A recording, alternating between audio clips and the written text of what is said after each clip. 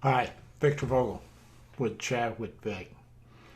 I want to talk to you about my webinar, Avoid Violence and Evade Fear. I don't know if you've noticed it. Things are getting a little more violent out there. And it used to be you didn't have to worry about it too much because it was isolated. It's not true anymore. It's not isolated. It's also not true that law enforcement's going to protect you. Their paradigm, their method of operation is to respond, capture, and penalize. In other words, they're not there to protect you.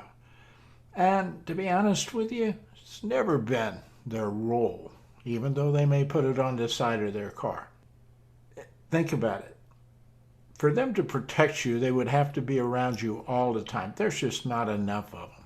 So they're relying on this respond, capture, and penalize to deter crime. Well, we already know that's not working. We've seen it for decades, and it hasn't worked. And protection is preventative in nature. It's about stopping the crime before it happens. Let's talk about an example, school shootings. We haven't seen law enforcement stop school shootings. They're increasing. But we're training our kids today to respond to a shooter that's already in the building. We're talking about giving our teachers guns. We're talking about responding. That's just the mental process we've been told by law enforcement, who call themselves the professionals for protection. They are, in fact, a needed element of what we need for protection. We do need responding, we do need capturing, and we do need penalizing. That's not to say law enforcement shouldn't do that. That's their primary role. But it's not to protect you. They can't. There's just not enough of them to do that. They can't be in every grocery store. They can't be in every school. They can't be in every mall. They can't be in every restaurant. They can't be at every concert. So where does that leave us? It leaves us with you. You are the ones who have to protect yourself. You know, that's sort of what law enforcement's asking you to do. They're saying, if you see something, say something. The problem is that's where it stops. They haven't educated you about what that something is. In other words, a threat. What is a threat? What constitutes a threat? What constitutes suspicious behavior? How do you know when you see it? Well, you probably know. Your gut's probably telling you something's not right. But you're a little skeptical to report it in America because we're so litigious. And we're also afraid that, we're going to say something about somebody that's not right. So there's two things that law enforcement are asking you to do that they haven't trained you to do.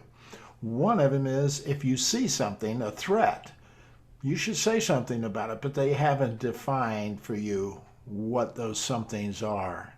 And then the second thing they haven't done is they haven't given you the ability, the knowledge, the confidence, and or the desire, frankly, to report it so that they can then go before it happens. But then even at that, in today's world, we have law enforcement that are refusing to act on certain activities that are reported. People are saying, hey, I'm being stalked. Well, we can't do something until something happens, until I have to respond. That's not protection. That's reaction. That's self-defense. That's reaction. So avoid violence and evade fear is about the idea that the everyday person now is accountable for your protection. And you need to understand what constitutes a threat. You need to understand suspicious behavior and how to transfer that into a threat, if it is a threat or if it's not. how you should be handling processing that information to people who have responsibility to come over and do something about it. It's about having the comfortable feeling of knowing when something can be a threat. In this program, I don't talk about, the best gun to buy or anything like that. I'm not even sure guns are important to protection. I mean, if that's your choice, that's fine, but you better be an expert at it if you use it. And you better understand the legal ramifications if you use it. There are a lot of law enforcement officers who are well trained who are facing manslaughter charges because during the heat of the act, the deadly force encounter, they made a poor decision. And they're trained. What would you do? Not trained with a gun in your hand. So but the point here is this. We need to take accountability now. If you think about this, you don't live in an isolated area. You don't live just in your house, at work, or at school.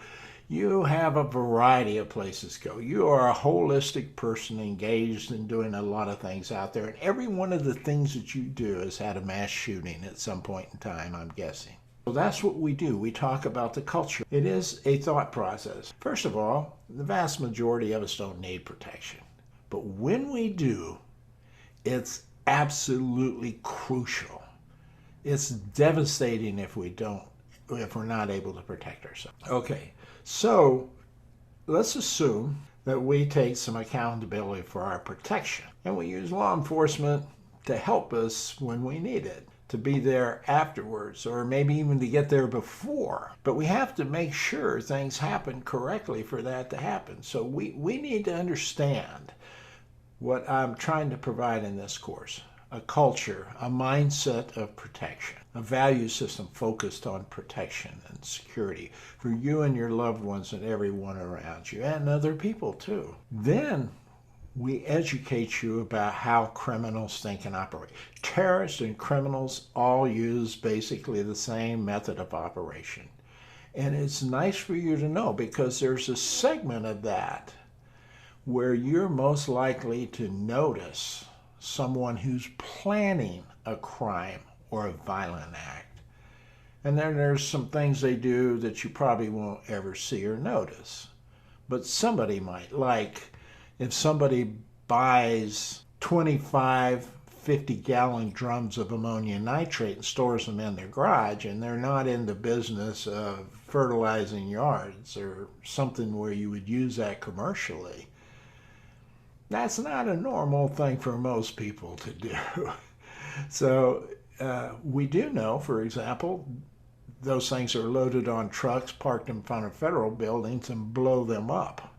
I saw that in Oklahoma City. I was 2 blocks from that incident when it happened. A citizen, even if it were one of those family members of McVeigh or whoever, who just came forward and said, this is not right, this doesn't look right, we may have saved all those lives and some of those children's lives. But we're hesitant because we don't know, because law enforcement is telling us to say something if we see something, but they're not telling us the something, and they're also not teaching us how to say it. It's kind of stopped. I mean, I'm guessing no one out there I'm talking to, or very few of you, have been trained in this, that aren't law enforcement or in some sort of security role. So this is what got me into this whole concept. I wrote a book about it back in 2012, just recently did a second edition on it to encompass some things about technology. But the idea is the everyday person can do so many things to keep themselves safe out there that they need to do now that they didn't used to do and they've never had to contend with. But you always hear in an interview after it happens, I am so surprised this happened to me, or this happened here. You should not be surprised. You read and you see about it every day on the news. Every day you see about this. Don't be surprised. You should feel bad that you've decided not to accept this as happening and doing something about it. That's what this course is about. It's a 3.5-hour interactive course that touches on the culture, the mindset of protection versus reaction or law enforcement, and the two roles, what your role is as a citizen and what law enforcement role is. And those two combined, think about this. They said if you see something, say something for a reason. There are 380 million people in America. There's a lot of eyes and ears that would really work well at identifying something before it happens. But you got to know what to look for, and you have to know how to say it and report it, which is not something we've done a good job on from a law enforcement standpoint. Instead, we've got a lot of people making money teaching kids how to dive into closets and under desks during a shooting, as opposed to, hey, how did we keep that from ever happening to start with? Somebody never getting on the grounds, not the building, the grounds of a school with a weapon. Let's start there. What do we need to do there? That's what this is about. And within that, after we teach the method of operation, we talk about threat assessment, and we talk about a basic concept on how to create a threat assessment, how to put that into an action plan, and create what's called a protection strategy. Ask your school principal what their protection strategy is. They're going to tell you, we're teaching kids to dive under desks and hide in closets. We're thinking about arming teachers. That's not protection. That's assumption. That's assumption that the person is in the building shooting. I'm asking you to think about asking them, what are you doing to keep them from getting on the grounds to start with? You're not going to get much of an answer. So that's where you come in. It begins with you at home. It begins with an awareness of your children. If they hear a kid talking about this, not to be fearful. I mean, it has to go all the way down to kids. Protection has to go all the way down into the family, down into the kids. Where protection has worked is when somebody has said something to a teacher or said something to a resource officer or said something to someone that they followed up on, and sure enough, when they checked the social media or whatever, yes, this person was a problem. But then we also have to take accountability, make sure we put people into office that hold law enforcement accountable for doing their jobs. We had red flag laws. We have people reporting red flag laws, but law enforcement is not, in some cases, responding. They would be protecting if they did go get a weapon from somebody who was reported. But we have sheriffs who decided they have the authority to deny following that law. They don't have to follow the law. The sheriff's department does. Now, a lot of local law enforcement, cities and community law enforcement officers have to do that. But for some reason, the sheriff's department, the way the laws are written, they can say, we're not going to go do that. We're not going to go get that person's gun, even though it's been reported. So we have a lot of work to do, folks, if you really want to protect yourself. One of them is, don't rely on law enforcement to protect you. It is not their role under their current paradigm of operation. Theirs is to respond, capture, and penalize.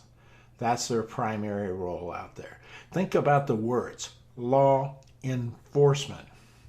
Enforcement is an after the act scenario. It's not protecting you.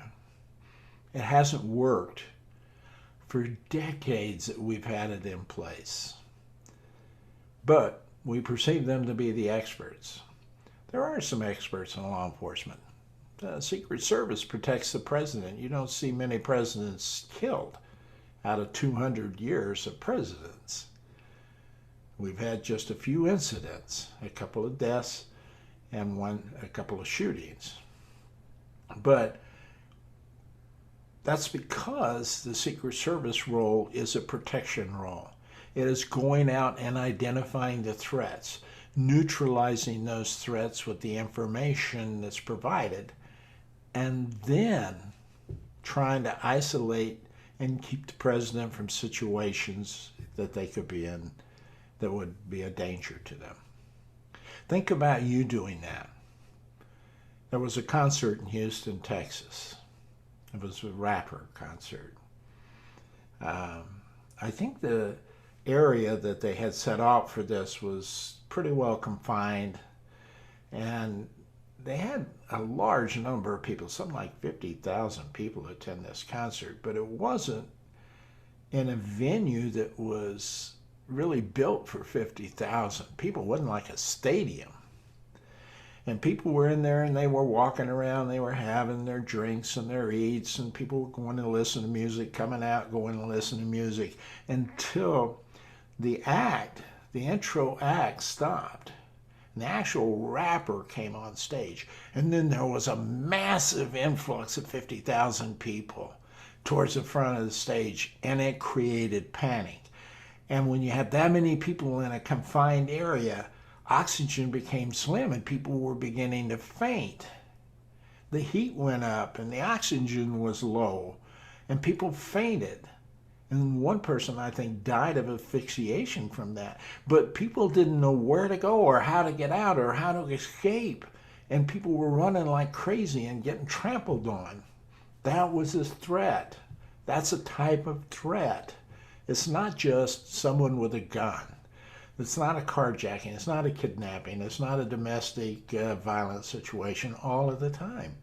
Threats come in a lot of different ways. And you need to be ready to identify when they're not right. When you go somewhere today and you can walk in there with a backpack and nobody checks the backpack, nobody knows what's in the backpack, there are no metal detectors detecting anything in the backpack. You just give them your ticket and you walk in, and you have thousands of people doing that. You have no idea if there's somebody in there who took something they shouldn't have. Whether it could be a homemade bomb, an IED, or bags full of weapons. Several people could come in with bags full of weapons. Before they could stop that, there would be just carnage everywhere. But they could have stopped it if they had security in front of it, where they checked it, found the weapons, okay, or found the bomb. Now, so we talk about all of this stuff in the webinars, 3.5 hour scenario. You learn how to do these things, and it's not difficult. It's not difficult. Once you have the mindset, once you have the information, kind of becomes second nature. You kind of already do this because you stay away from certain neighborhoods because you know they don't have the right kind of environment that's a little more violent. You kind of know not to go into something that is potentially seriously dangerous to you. You know, you have this gut feeling about things. But the question is, up until the Boston Marathon, nobody thought about backpacks as being dangerous, okay? But you know what? Backpacks left alone. So it's not the backpack that is the problem. It's the backpack when it's used in a way criminals and terrorists use backpacks. And you can see that. And that's like alone with nobody attached to a backpack, and you're trying to figure out why isn't somebody, it's not normal for somebody to leave their backpack laying around and never come back to it. This is not a normal situation. It happens, but it's not normal. So you might want to say something about that. Those are the kinds of things we cover. Those are the kinds of things we talk about through this. You can find this right here in this website. You can go in there, you can register. I think I have a max of 100 people. We don't bring anybody online. I'm going through the information. I'm looking at the chat. We have points where we might stop and answer a question or two and respond in the chat. Or if there is somebody on there that has a really unique experience, it's very important for somebody to know. I have the ability to bring you out of a waiting room. I put you in a waiting room, make sure your headsets are on, you're ready to be video ready. Bring you in and I can sit there and have a basic conversation. So this may be 3 hours, and maybe 4.5 hours, depending on how many questions we get, how much information and dialogue we talk about. But it's all focused and structured along specific lines to educate you so that you kind of walk away with that something and understanding what that something is you need to say something about and kind of how to do that. In addition to kind of having a plan on your own, like this, when your kid comes up and says, hey, I want to go to this concert with my friends out there. She may be, or he may be 17, 18 years old. I think we want to go to this concert out there. And you're going, what do you know about the concert? Well, it's out in the field somewhere, and it's the rapper that we really like, or the country western star we really like, and we really want to go see them. And your question is, what do you know? Who's sponsoring this? Can we look it up online? Well, I can't find it. That's a signal right there. Then you have a scenario where you have a potential threat. It happens to be a concert. It's not a gun. But you don't know what could happen at that concert. And it doesn't have to be people shooting up the concert. It could be, people panicking after something that's going on. And it doesn't even have to, it could be a car backfiring or a firecracker or something like that. And people go nuts today when they hear it. And so people get trampled on and hurt or injured. So those are the things. Or if you're traveling, there's a whole host of things you need to do before you go traveling to be safe, particularly if you're going internationally. I mean, I saw John Bolton on TV the other day saying, hey, since we let Grindr loose, every American's a target. Why would he say that to start with? But guess what? He just created an environment for you where somebody out there started thinking, hey, Americans can be targets.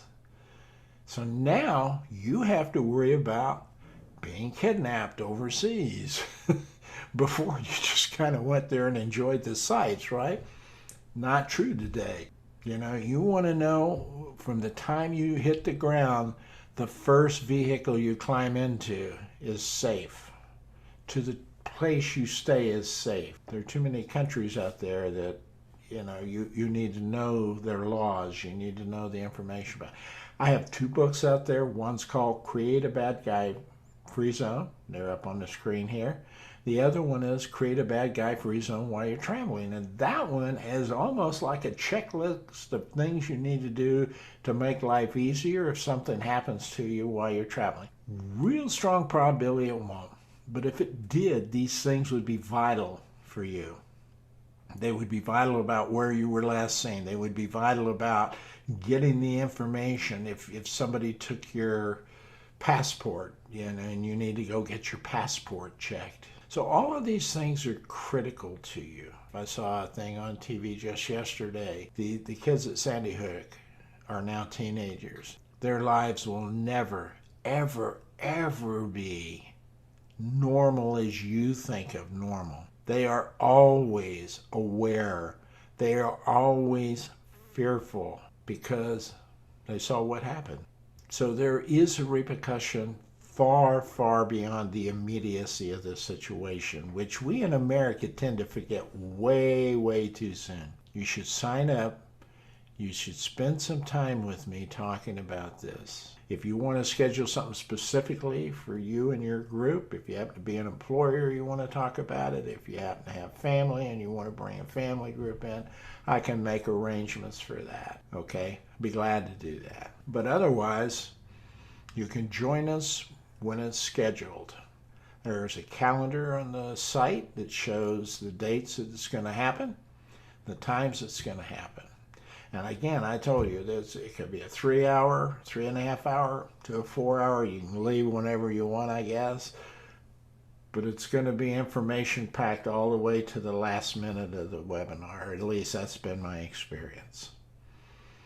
So, I'm going to let you go. You're welcome to sign up for it or not. That's your choice. And you live with your choices.